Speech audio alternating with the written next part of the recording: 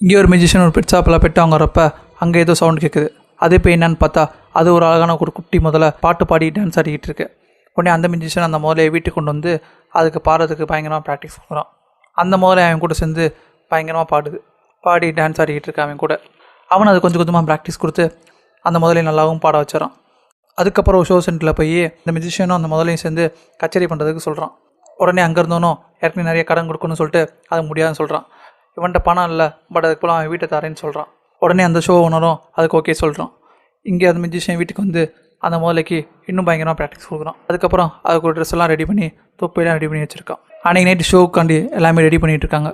இவனும் அந்த முதலையும் இருக்கிற மாதிரி போஸ்டர்லாம் ஒட்டி அன்றைக்கி நைட்டு அந்த ஷோவும் ஸ்டார்ட் ஆகுது. இங்கே அந்த மியூசிஷியன் கொஞ்சம் கொஞ்சமாக பாடி அந்த முதலுக்கு கொஞ்சம் கொஞ்சமாக கான்ஃபிடன்ஸ் கொடுக்குறான். அங்கே இருக்க திரையை விளக்கணுன்னே அந்த முதல்ல அங்கே இருக்க மக்கள்லாம் பார்த்து பயங்கரமாக நர்வஸ் ஆயிடுது.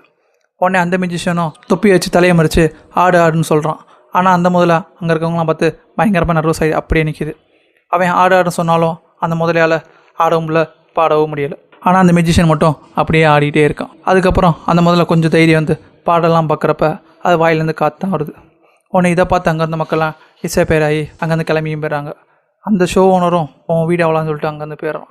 உடனே அந்த மியூசிஷியனும் நான் நிறைய லாஸ் ஆகிட்டேன், ஸோ அதனால் நல்லா சம்பாதிக்க போகிறேன்னு சொல்லிட்டு அந்த முதல்கிட்ட ஒரு ஹெட்ஃபோனை கொடுத்துட்டு அதுக்கு ஒரு ஸ்கார்பையும் போட்டு விட்டுட்டு நான் பணம் சம்பாரிச்சிட்டு வந்துடுறேன், அது வரை எங்கேன்னு சொல்லிட்டு அங்கேருந்து கிளம்பியும் போயிடுறான்.